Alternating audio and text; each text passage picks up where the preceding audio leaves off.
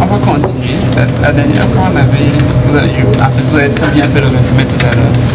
Et en fait, on s'était arrêté où, effectivement, Dieu avait élevé Joseph. Donc, tu vois un peu le début de la vie de Joseph. Ça a commencé, le début de sa vie, ça a commencé plus ou moins bien, avec des bons rêves dont j'avais parlé la dernière fois. Et alors que le temps avance,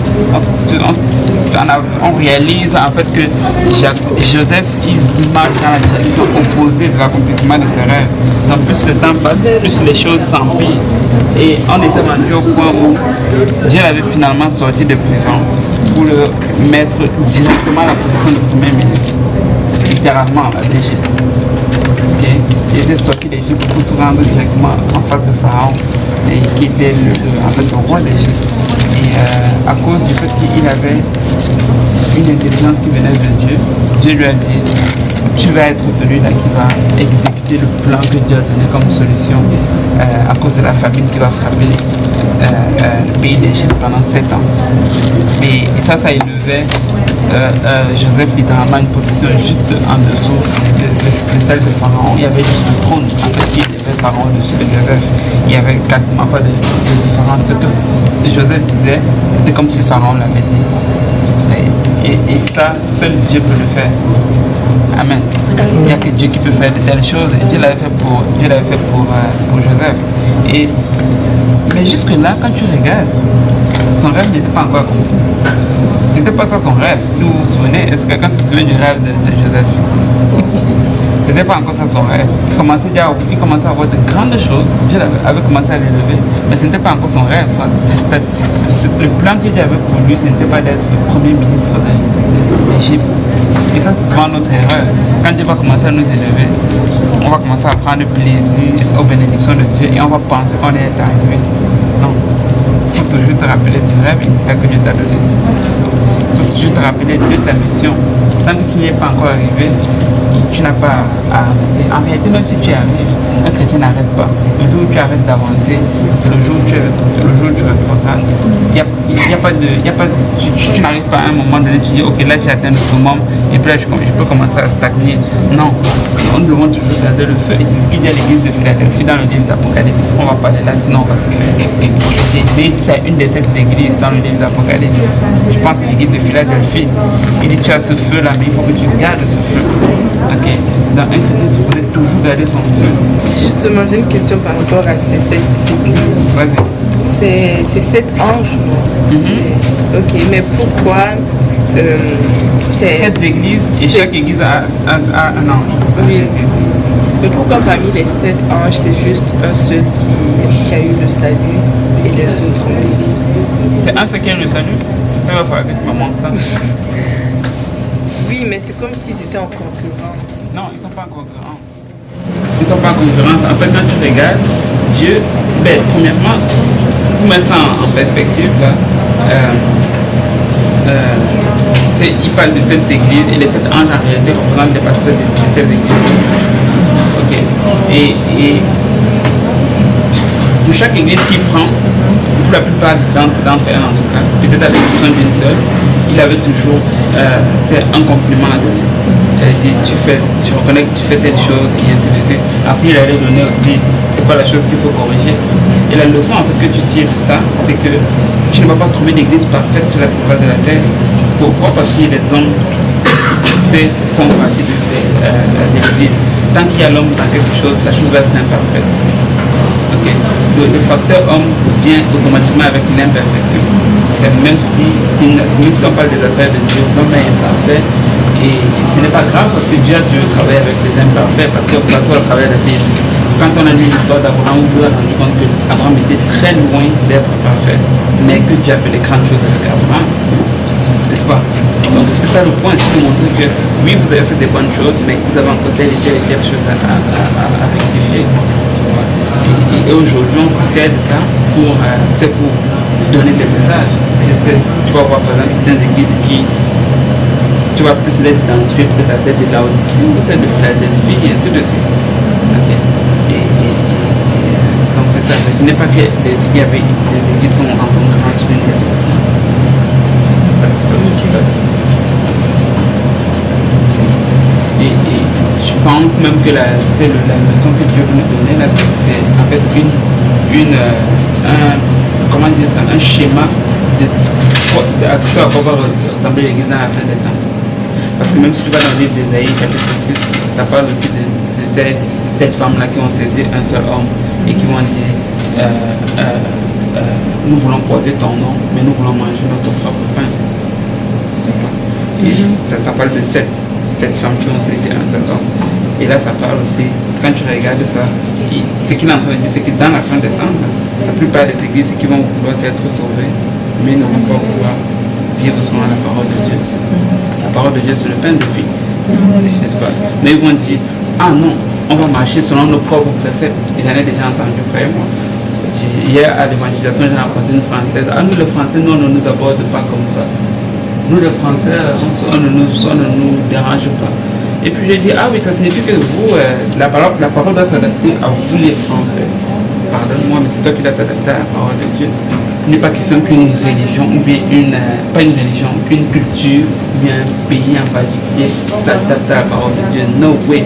Nous, on est supposé nous adapter à la parole de Dieu pour fuiter dans peu importe ce qui est écrit là-dedans. Et ce qu'il disait justement dans le livre d'Ésaïe, c'est qu'à la fin des temps, les gens vont vouloir faire ça. Ils ne vont pas, ils vont juste vouloir être sauvés. C'est juste le minimum dont j'ai besoin pour être sauvé. Après ça, là, je peux vivre ma vie comme je veux. Mais telle n'est pas l'église que le Seigneur veut. Dieu recherche une église qui est juste tout pour lui, qui est prêt à faire tout ce qu'il demande. C'est quand tu prends la parole de Dieu, prends-la tout dans son entièreté. Ne dis pas que tu prends juste une partie, puis tu laisses l'autre. Et c'est ça la responsabilité de l'église, c'est de prêcher tout l'évangile à tout le monde entier, tout le logo de l'église. Fin de la pub. Bon. C'est bon pour ta question? Non, on va essayer de continuer. Je ne sais même pas comment il faut commencer dans cette histoire. Hein? Ouais, je ne sais même pas comment il faut pour rentrer dans ça. Je comme ça, je me perds après. Ok. Donc là, il est arrivé à ce point où il était. Ça commençait à être bien, en fait même très bien. Il aurait pu dire, ah non, c'est fini, je suis arrivé là, il n'y a rien de mieux que d'être premier ministre d'Égypte. Okay. À cette époque-là, l'Égypte était une très grande puissance dans le monde. Okay. Et il aurait pu s'arrêter juste là, mais on va continuer l'histoire et on va voir que l'histoire de Joseph ne s'est pas du tout arrêtée là. La Bible nous dit qu'il régnait sur le pays. Et les gens, les populations des autres pays venaient en Égypte pour acheter des vivres parce que la famine n'était pas juste en Égypte, mais c'était aussi dans tous les autres pays, dont Canaan. Genèse 42. J'ai besoin d'un bon lecteur ou d'une lectrice, n'est-ce pas? Ou d'une bonne lectrice. Quel verset? À partir du verset 1. Ça lit beaucoup ici. Pardon? Je dis ça lit beaucoup ici. On lit beaucoup. Jacob 40, ok. Jacob, voyant qu'il y avait du blé en Égypte, dit à ses fils, pourquoi vous regardez-vous les uns les autres? Il dit, voici, j'apprends qu'il y a du blé en Égypte, descendez-y pour nous et achetez-le, afin que nous vivions et que nous ne mourions pas. 10 frères de Joseph descendirent en Égypte pour acheter du blé. Jacob n'envoya point avec eux Benjamin, frère de Joseph, dans la crainte qu'il ne lui arriva quelque chose. Dans la crainte qu'il lui arriva quelque malheur. J'imagine que dans la pensée de Jacob, il s'est dit, je me souviens qu'il y a de cela quelques années, j'ai envoyé mon fils qui est le plus, j'ai envoyé Joseph aller prendre les nouvelles de ses frères et tout ce qui m'est revenu, ce sont ses vêtements pleins de sang. Okay. Il s'est rappelé certainement la mort de son fils qui n'aimait tant. Il a dit, Benjamin ne bouge pas. Et les 10 autres, là, les enfants de Léa, là, eux ils vont aller. Les enfants des autres servantes, eux ils vont aller, mais Benjamin, c'est le seul qui nous reste. Il ne bouge pas. Ça faisait un peu de sens. Ok. Donc il envoie juste les 10 frères en Égypte pour acheter du blé. Verset 5. Les fils d'Israël vinrent pour acheter du blé au milieu de ceux qui venaient aussi, car la famine était dans le pays de Canaan. Joseph commandait dans le pays, c'est lui qui vendait du blé à tout le peuple du pays. Les frères de Joseph vinrent et se prosternèrent devant lui, la face contre terre. Joseph vit ses frères et les reconnut, mais il feignait d'être un étranger pour eux. Mais il feignait d'être un étranger pour eux. Attends, relis un peu le verset, c'est quand c'est passé inaperçu. Joseph commandait dans d'autres pays. C'est lui qui vendait du blé à tout le peuple du pays. Les frères de Joseph vinrent et se prosternèrent devant lui, la face contre terre. Le rêve. Amen. Et c'est juste là que son rêve s'est. Ils sont arrivés sans même qu'ils le sachent et ils se sont prosternés devant lui. Est-ce qu'il avait pris un rendez-vous avec Joseph? Non. Il n'avait pas dit à Joseph, hey Joseph, on a rendez-vous demain, c'est demain que ton rêve va s'accomplir. No way. Il était juste là comme ça, un jour comme tous les autres. Et voilà ses frères qui arrivent. Et le rêve qu'il avait déjà oublié, je vais vous le montrer tout à l'heure. C'est à ce moment-là que ça s'accomplit juste comme ça, boum. Comme pour dire que souvent, et très souvent, ce que Dieu nous promet, les rêves que Dieu nous donne, ça va s'accomplir parce qu'on ne va même plus y penser. Souvent, c'est le jour où tu as déjà mis ça quelque part, tu as abandonné, tu n'y penses même plus, tu as tourné de page, comme on dit souvent, et tu n'y penses même plus, c'est là que Dieu te dit, là je te le donne. Mais quand tu travailles trop, quand c'est rempli dans ta pensée, quand tu fais tout pour atteindre cet objectif-là, ou bien ces rêves-là, tu ne vas jamais les voir. On doit juste faire ce que Dieu nous demande de faire. Amen. Et c'est exactement ce que je disais la dernière fois. La meilleure façon d'avoir ces rêves accomplis, c'est de travailler sur les rêves des autres. Tout ce que Joseph était littéralement en train de faire, était en train de travailler sur les rêves de Pharaon. Il avait déjà travaillé sur les rêves de Pharaon pendant minimum 7 ans.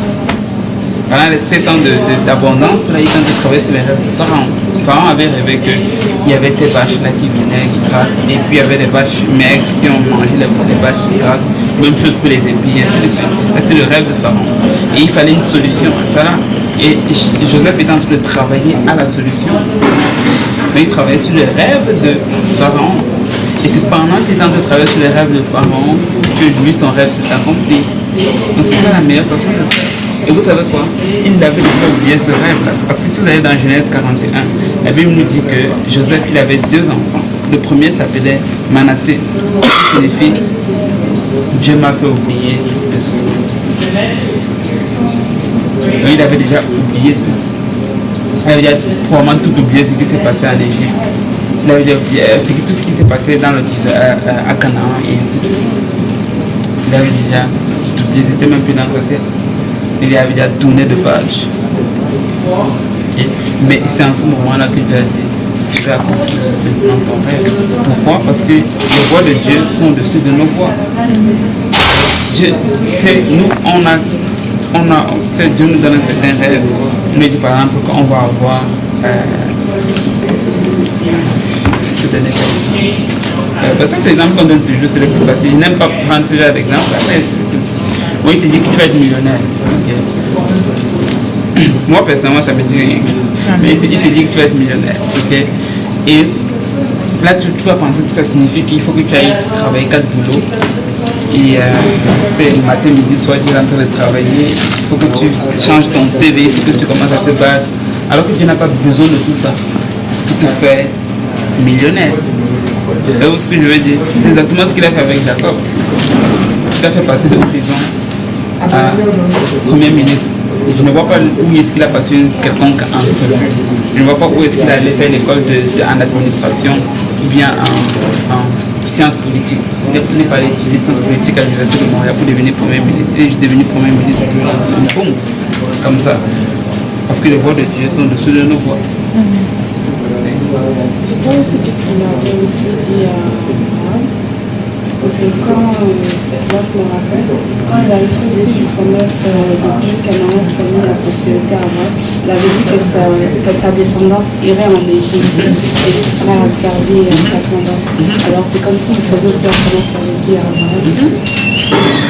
C'est juste que ce que Dieu avait dit à Abraham, il est juste en train de s'accomplir, il est juste en train d'arriver. Et ça, c'est justement l'un des points dont j'avais parlé tout à l'heure. Dieu avait dit tes enfants seront dans un pays étranger pendant effectivement 400 ans. Et en finissant par l'histoire de Joseph, on va voir qu'il y a effectivement 400 ans. Donc c'était déjà écrit, c'était déjà dit à Abraham. Et c'est pour ça qu'on croit fermement que Joseph était dans la volonté de Dieu. Et même si ça faisait mal, il était comme dans la volonté de Dieu. Et c'est ça. Et Joseph a eu cet enfant-là qu'il appelait Manassé. Et puis il a eu un autre qu'il appelait Ephraim, signifiant Dieu m'a rendu fruitful en anglais, c'est-à-dire quelqu'un qui porte des fruits, ou bien productif dans le pays de mon affliction. Savez-vous ce que ça signifie? Ça signifie que les circonstances n'étaient pas réunies. J'étais oppressé, j'étais dans un endroit où ça n'allait pas bien. Je n'étais pas dans ma zone de confort, mais quand même j'ai porté des fruits. C'est ça que Ephraim signifie. Joseph n'était pas à Canaan, il n'était pas à côté de son père qui l'aimait tant. Il n'avait certainement pas sa tunique de plusieurs couleurs. Okay? Mais il était quand même fruitful. Il portait quand même des fruits. Cela signifie que nous, on ne doit pas attendre que toutes les circonstances se réunissent, mais que tout soit bien pour commencer à porter des fruits dans la maison de Dieu. Tu fais juste ce que Dieu te demande, peu importe les circonstances, et Dieu va te bénir en son temps. Amen. Alors, donc là, ses frères arrivent donc comme ça devant le verset 6 et ils se prosternent devant Joseph. Okay. Et ils ne savaient pas que c'était lui. Mais lui, Joseph, il a reconnu ses frères, mais il a fait semblant de les connaître. Donc si tu peux continuer le verset 7. Ouais. Joseph vit ses frères et le reconnut. Mais il feignit d'être en étranger pour eux. Il leur parla durement et leur dit, d'où venez-vous? Ils répondirent du pays de Canaan pour acheter des vivres. Joseph reconnut ses frères, mais eux ne le reconnurent pas. Joseph se souvient des songes qu'il avait eus à leur sujet. Et il leur dit, vous êtes des espions, c'est pour observer les lignes faibles du pays que vous êtes venus. La Bible dit que Joseph se souvient des songes qu'il avait eus à leur sujet. La Bible dit ça, ça veut dire qu'il avait déjà oublié. Elle dit que c'est en ce moment-là qu'il s'est souvenu de ces songes qu'il avait eu à la sujet, juste au moment où ça s'est accompli. Verset 10. Ils lui répondirent, non, mon Seigneur, vos serviteurs sont venus pour acheter du blé.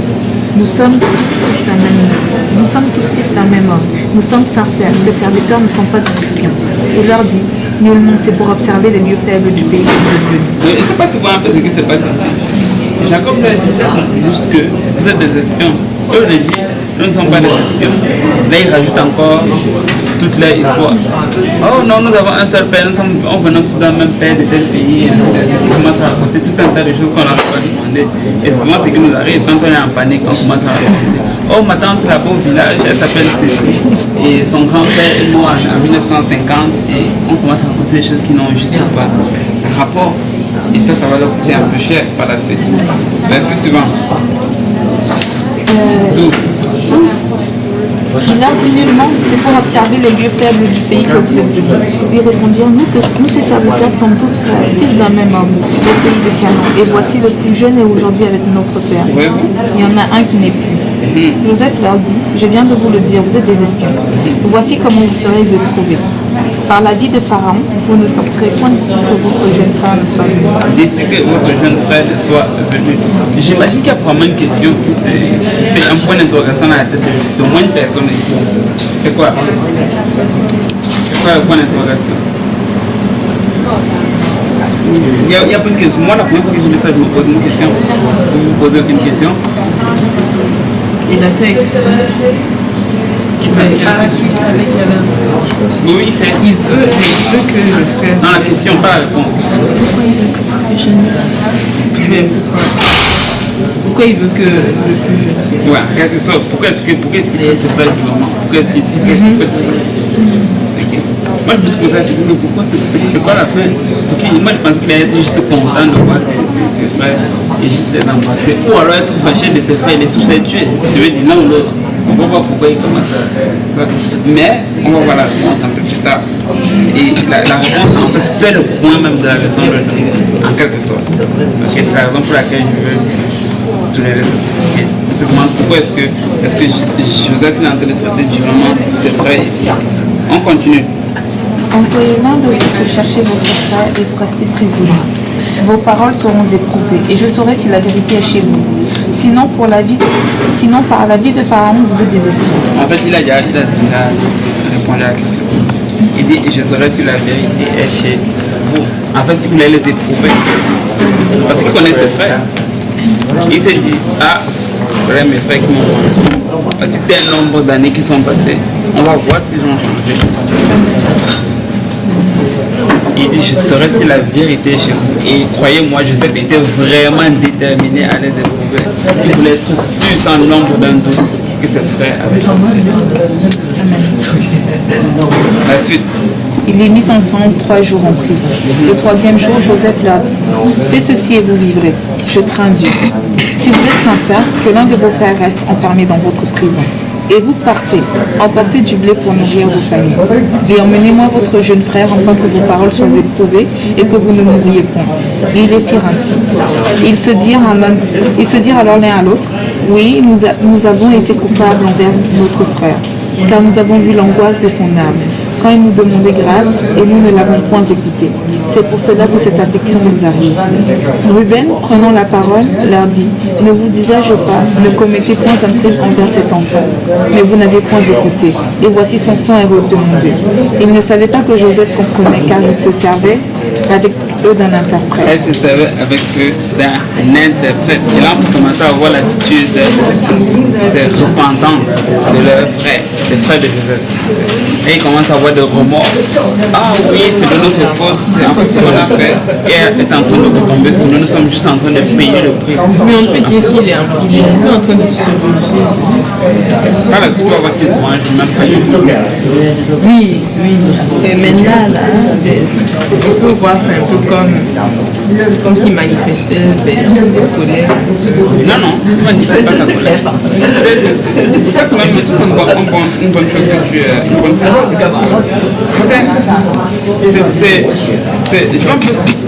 C'est pas extrapoler, mais sortir un peu ta question du contexte parce que je pense que ça va nous aider. Souvent, on se laisse offenser par nos frères et par nos soeurs juste parce que on ne prend pas le contexte en fait de ce que la personne disait. Okay. Ou bien c'était quoi le fond de sa pensée. Il y a plein de choses que tu peux être très facilement offensé si tu prends juste une phrase que quelqu'un a dit comme ça hors de son contexte. Tu vois, ça peut facilement t'offenser. Mais lorsque tu prends la phrase que quelqu'un a sortie et que tu la mets dans son contexte, très souvent ça change la donne. Ok, je vais vous donner un exemple qui est arrivé juste là avant qu'on ne commence le film. J'ai demandé à elle, ok, j'ai demandé à celle que vous appelez Janice, pour lui demander où est-ce qu'on en est avec la caméra, parce que c'est elle qui nous était avec la caméra aussi. Et elle, toute innocente, elle prend son téléphone, celle Janice, on s'attend pour la caméra. C'est comme, ouais, ben, c'est ce que cette phrase, ça sonne un peu bizarre, c'est un peu comme si on n'a pas besoin de toi, on a juste besoin de ta caméra. Mais je suis sûr qu'au fond de son cœur, ce n'était pas ça. Faux. Ce n'était pas qu'elle a juste besoin de la caméra, mais pas de Janice. Mais si Janice prend ça hors contexte, ça peut le penser. Que dans moi pour la caméra. Alors que si elle regarde en fait à la source, c'était que ben, il y a vraiment besoin de caméra. Peut-être c'est qu'il a poussé à sortir une phrase aussi courte. Ok, il n'y en a pas donné tout le contexte. C'est pour ça que je dis que c'est en fait toujours important de prendre le contexte. La motivation des gens quand on dit avec quelqu'un. C'est quand j'ai une interaction avec quelqu'un, je ne regarde pas juste ce que la personne me dit. Oui, peut-être que juste la phrase, elle est un peu déplacée. Ok, mais quelle était la motivation de la personne? Ça c'est encore plus important. Et très souvent c'est ce qu'on oublie. On prend juste les choses, on ne peut pas les prendre dans son contexte et on s'offense très facilement. Si tu réalises que ton frère n'a rien à gagner à t'offenser, tu vas très souvent, tu vas moins souvent te sentir offensé vis-à-vis de ton frère. Si tu réalises qu'elle n'a rien à gagner à t'offenser, donc même si un jour elle dit quelque chose qui paraît bizarre, on va le prendre parce que je sais que ton objectif ce n'était pas de m'offenser. Mais c'est pas souvent un peu ce que je vais essayer de la protéger. Et ça aide souvent. Juste parce qu'on a fait dans son contexte. Et croyez-moi, c'est des chers. On s'était juste offensé. Mais la chose triste, c'est que même quand tu regardes au point de vue biblique, l'offense, c'est les armes les plus puissantes que les œuvres de l'offense.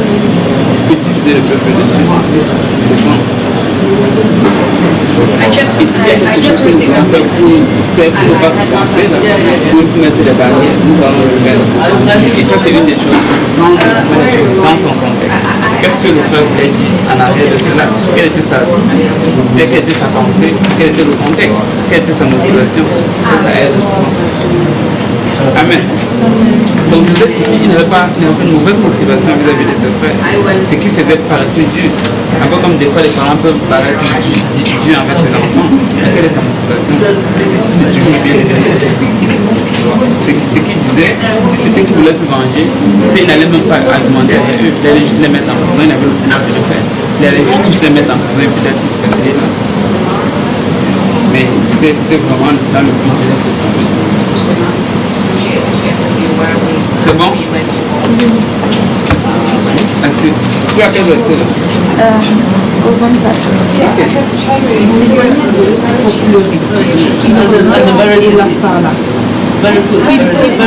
Siméon et le fit enchaîner sur leurs yeux. Joseph ordonna qu'on remplît de blé leurs sacs, qu'on remit l'argent de chacun dans son sac et qu'on leur donna des provisions pour la route. Et puis, et donc fit ainsi. Donc là, la Bible dit qu'il s'est éloigné, pleurer. Pourquoi est-ce qu'il a pleuré?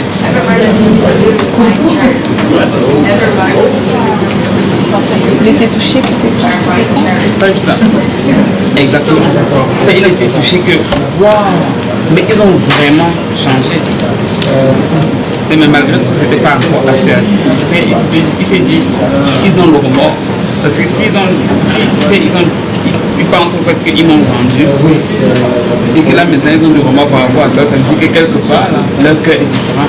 Parce que je me souviens que quand j'étais en train de demander la miséricorde et le pardon dans cette cité, dans le fond de cette cité, ils n'ont rien fait malgré leur maison, mais ce sont certains frères là qui sont aujourd'hui en train de regretter leur action. C'est tellement quelque chose qui s'est passé dans leur cœur. Et c'est à cause de ça qu'ils ne pouvaient pas s'empêcher de pleurer. Il a réalisé que ses frères avaient changé. Je crois que c'est autour de nous que voir qu'on a changé ça. Oui. En réalité, le truc c'est ceci, c'est que ne me comprenez pas mal. L'effort en réalité ne se fait pas au niveau des actions. Parce que s'il y a un réel changement à l'intérieur, les actions vont automatiquement suivre. Il y a des choses là qui n'ont pas besoin d'être encouragées sincèrement là pour le faire. Parce que c'est quand tu le crois, quand tu as la conviction de le faire, là, tu n'as pas besoin que quelqu'un te pousse pour le faire. Quand il y a un réel changement à l'intérieur, tu le fais. Tu ne vas pas le faire pour que les gens le voient. Non. Le but n'est pas que les gens le voient. Les gens vont le voir.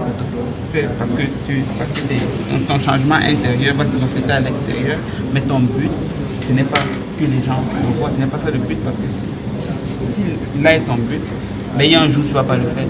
Un jour tu vas être fatigué, là, ou bien un jour tes émotions ne vont pas être à la bonne place. Tu vas dire, les gens là, on va les voir demain, aujourd'hui là, je me gâte. Tu vois un peu. Mais quand il y a un réel changement à l'intérieur et que tu le fais réellement pour Dieu, tu sais, les actions vont juste automatiquement suivre. Tu vois un peu. Donc c'est ça. Donc un réel changement à l'intérieur va générer un changement à l'extérieur. Mais c'est logique aussi de dire que si on ne voit pas le changement à l'extérieur, on peut questionner le changement à l'intérieur parce que l'homme ne voit pas l'intérieur. Et c'est ce qu'il dit, dans 1 Samuel, quelque chose là, quand Samuel parlait à Saul, il dit que Dieu regarde le cœur. En fait, l'homme regarde à ce qu'il frappe à l'œil, mais Dieu regarde le cœur. On le prend souvent et on dit, ça signifie que l'extérieur ne pense pas. En fait, ça veut dire tout le contraire. Ça veut dire que justement l'extérieur compte. Parce que la Bible dit que les hommes voient vos bonnes œuvres et qu'ils glorifient votre Père qui est dans le ciel. Donc tout ce que l'homme peut voir, c'est ce qui est à l'extérieur. Mais pour que les hommes puissent glorifier Dieu qui est dans le ciel, il faut qu'ils puissent voir l'extérieur de ce que nous on montre. Parce qu'ils ne peuvent pas voir l'intérieur. Dieu lui connaît l'intérieur. Mais l'intérieur, le changement intérieur va automatiquement se manifester à l'extérieur. Et quand les hommes vont le voir, ils vont glorifier Dieu qui est dans le ciel. Qui vont voir le changement drastique. La sœur Segnato, ils vont dire, waouh, il y a vraiment un Dieu qui existe. Qui vont voir le changement drastique de la sœur Oumou, ils vont dire, si quelqu'un peut quitter le musulman à chrétien en feu à 150%, ce Dieu-là doit être réel. Tu vois un peu? Il ne peut pas voir l'intérieur. Tout ce qu'il peut voir, c'est l'extérieur. Amen.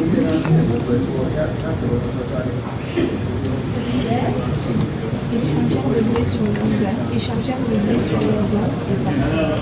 L'un d'eux prit son sac pour donner un courage à son âne. Dans le lieu où ils passèrent la nuit, il vit l'argent qui était à l'entrée du sac. Il dit à ses frères, mon argent était vendu, et le voici dans le sac. Alors leur cœur fut en défaillance, et ils se dirent avec un tremblant, qu'est-ce que Dieu nous a fait? Qu'est-ce que Dieu nous a fait encore là? Ils essaient d'être le plus droit possible parce que c'est comme s'ils marchaient sur les œufs. La vie est tellement difficile qu'ils ne peuvent pas commettre la moindre erreur. Okay. Et puis là, un ouvre son sac et il voit son argent dans son sac. Là, il commence à dire, oh, là c'est Dieu qui est encore en train de nous tendre un piège. Il ne dit pas que c'est un des hommes qui est en train de nous tendre un piège. Il ne dit pas que c'est une erreur. Ils sont sûrs que c'est Dieu qui est en train de leur tendre un piège.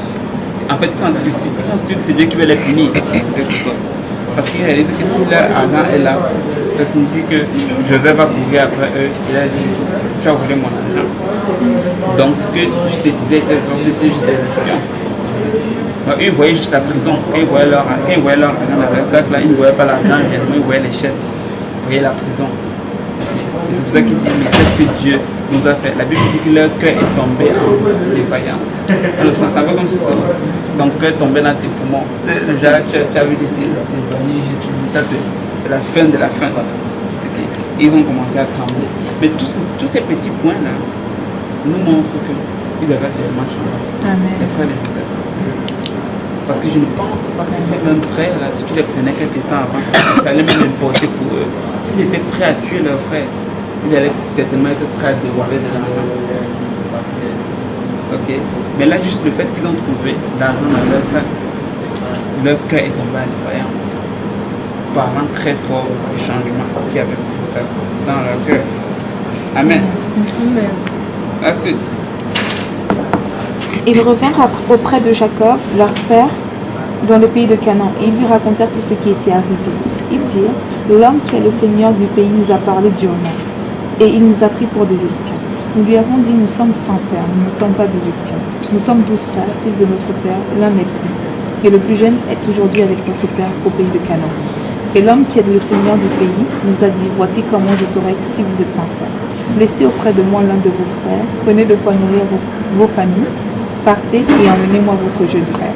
Je saurai aussi que vous n'êtes pas des espions, que vous êtes sincères.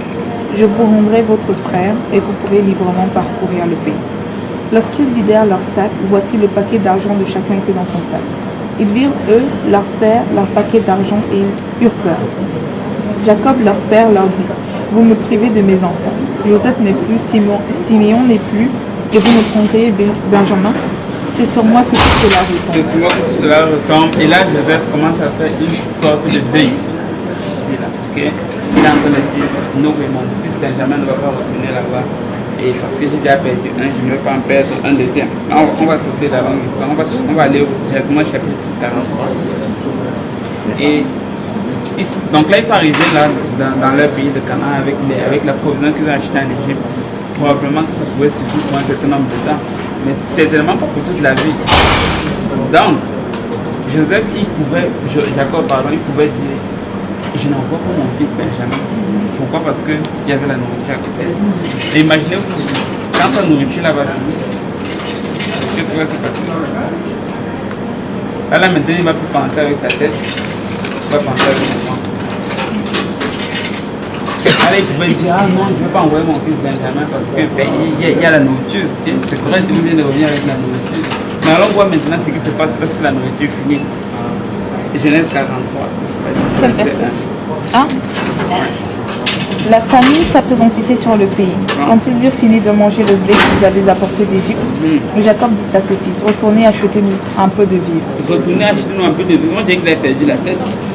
Il a oublié qu'il y avait une condition là. fallait que Benjamin aille avec eux pour acheter des vivres. Ses frères leur a déjà dit, le Seigneur du pays nous a dit que vous n'allez pas voir ma face si vous ne rentrez pas avec votre plus jeune frère. Mais là, Jacob dit, allez juste nous acheter des vivres. Parce qu'il y avait encore la famille et les provisions étaient finies. Judas lui répondit, cet homme nous a fait cette déclaration formelle. Vous ne verrez pas ma face à moins que votre frère ne soit avec nous. Si donc tu veux envoyer notre frère avec nous, nous descendrons et nous t'achèterons des vies. Mais si tu ne veux pas l'envoyer, nous ne descendrons point. Car cet homme nous a dit, vous ne verrez pas ma face à moins que votre frère ne soit avec vous. Israël dit alors, pourquoi avez-vous mal agi à mon égard en disant à cet homme que vous avez encore un frère? Pourquoi est-ce que vous êtes allé raconter toute votre vie là-bas? Qu'est-ce que vous avez mal agi à mon égard en disant que vous avez un frère? Vous allez juste rester tranquille. Voyez-vous? Là, il commence à repenser à toute l'affaire. Il dit, mais vous là, vous allez me tuer. Il fallait juste aller fermer votre bouche là-bas. Vous allez dire que vous avez dit un autre fils ici. Il dit, pourquoi est-ce que vous avez mal agi à mon égard? Ils répondirent, cet homme nous a interrogés sur nous et sur notre famille en disant, votre père vit-il encore? Avez-vous un frère? Et nous avons répondu à ces questions.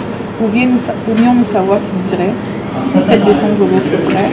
Judas dit à Israël, son père, laisse venir l'enfant avec moi, afin que nous le lions et que nous partions. Et nous vivrons et nous ne mourrons pas.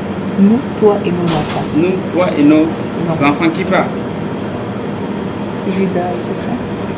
Oui, mais là, il y a quelqu'un qui prend la parole ici. C'est qui? Judas. Judas. Verset 9. Je réponds de lui, tu le redemanderas de ma main. Qui parle? Judas. La suite. Si je ne le ramène pas auprès de toi et si je ne le remets pas devant ta face, je serai pour toujours coupable envers toi. Qui parle? Vous vous souvenez de ce Judas-là? Judas qui a voulu. Ok, le plan initial c'était quoi? C'était que lorsqu'ils ont vu leur frère, les autres frères, okay, on dit on va le mettre dans une citerne. On va le garder là. Ok. Après, Judas, ça c'est Ruben qui a dit ça. Et puis Ruben a dit qu'il avait le plan d'aller le sortir et autres. Mais lorsqu'ils ont vu passer les Ismaélites, Judas a eu la merveilleuse idée de dire, vous savez quoi? On va le vendre. Exactement comme le Judas du Nouveau Testament, c'est ce qu'on avait montré. Il avait décidé de vendre le Seigneur. Donc il était prêt à vendre son frère. Le même Judas qu'on est en train de dire ici. Mais ici, qu'est-ce qu'il est prêt à faire? Relis un peu les deux derniers versets. Là, la Bible dit Judas dit à Israël. Judas dit à Israël, son père, laisse-nous venir l'enfant avec moi, afin que nous nous levions et que nous partions. Et nous vivrons et nous ne mourrons pas. Nous, toi et nos enfants. Je réponds de lui, tu le redemanderas de ma main. Il dit, je réponds de lui, tu le demanderas de ma main. Vous savez ce que ça signifie? Ça signifie la suite.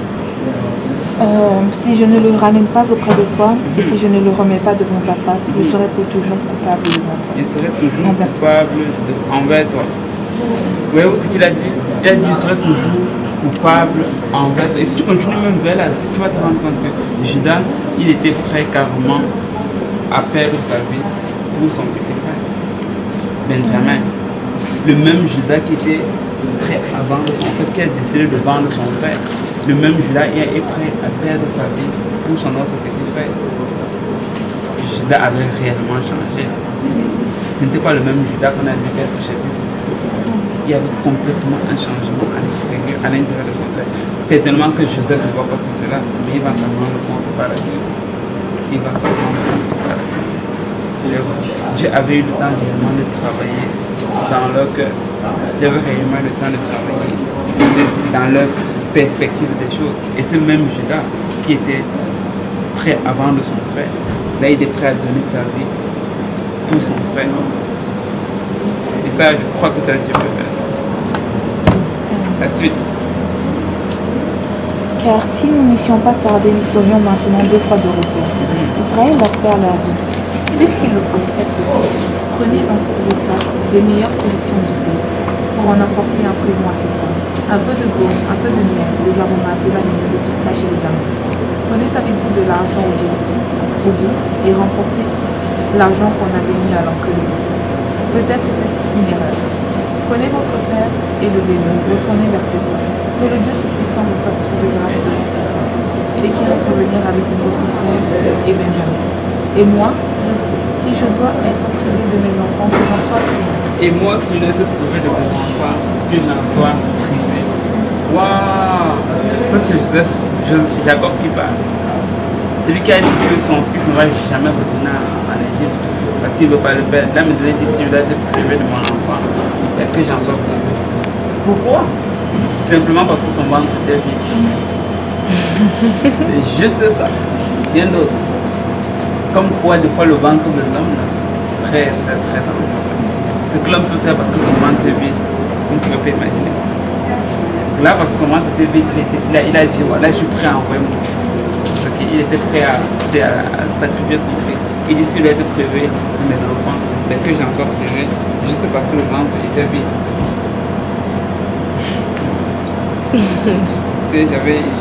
Non, je vais laisser cette parenthèse là. Tu peux continuer. Ils prirent le présent, ils prirent avec eux de l'argent au bout, ainsi que Benjamin. Ils se levèrent, descendirent en Égypte et se présentèrent devant Joseph. Dès que Jacob eut avec eux Benjamin, il dit à son intendant, fais entrer ces gens dans la maison, tue et après, car ces gens mangeront avec moi à midi. Cet homme fit ce que Joseph avait ordonné et il conduisit ces gens dans la maison de Joseph. Ils eurent peur lorsqu'ils furent conduits à la maison de Joseph et ils dirent, c'est à cause de l'argent remis autrefois dans nos sacs qu'on nous emmène. C'est pour se jeter sur nous, se précipiter sur nous, c'est pour nous prendre comme des esclaves et s'emparer de nos âmes. C'est pour nous prendre comme des esclaves et s'emparer de nos âmes. Tout ça pourquoi? Parce qu'ils avaient vendu une seule fois leur frère. Laissez-moi nous dire ceci. C'est que des fois, les simples erreurs qu'on fait là, ça peut des fois causer ce qu'on appelle un traumatisme. Je ne sais pas si le terme est juste traumatisme crânien ou bien psychologique. Juste à cause qu'ils avaient vendu leur frère, ils ont l'impression que toute chose qui va leur arriver est justifiée à cela. Joseph est prêt à leur faire du bien, mais eux ils trouvent un moyen de mal interpréter cela. Ils disent ah non, c'est à cause de l'argent qu'il y avait dans notre sac. Là maintenant on va nous jeter en prison. Ils sont devenus littéralement parano. Et ça c'est ce que le péché va nous faire faire. Parce qu'on fait quelque chose qui n'est pas bien devant Dieu, notre pensée commence à aller à 3000 à l'heure, on commence à penser à toutes sortes de choses. Ah non, si la sœur Signal pousse en plus son cahier comme ça signifie qu'il y a telle et telle chose. Aussi le frère Hachette boire le lot pendant l'étude biblique, ça signifie qu'il est fâché contre vous. Okay. On commence à penser à toutes sortes de choses, alors que la vie est juste très simple. Mais vous ne pouvez pas réaliser, quand tu sais Dieu, quand tu vis pour Dieu, la vie devient juste simple. Amen. Tu vis juste dans la paix, tu te soucies. C'est pas que tu te soucies de rien, mais c'est comme tu as la paix au-dessus de toutes choses. Pas que tu n'as pas de problèmes, mais tu as la paix. Et c'est pour ça que la Bible dit que c'est une paix qui surpasse toute intelligence. Quand la Bible dit que c'est une paix qui surpasse toute intelligence, ça signifie que c'est une paix qui n'est pas normale. Quand on regarde ta situation,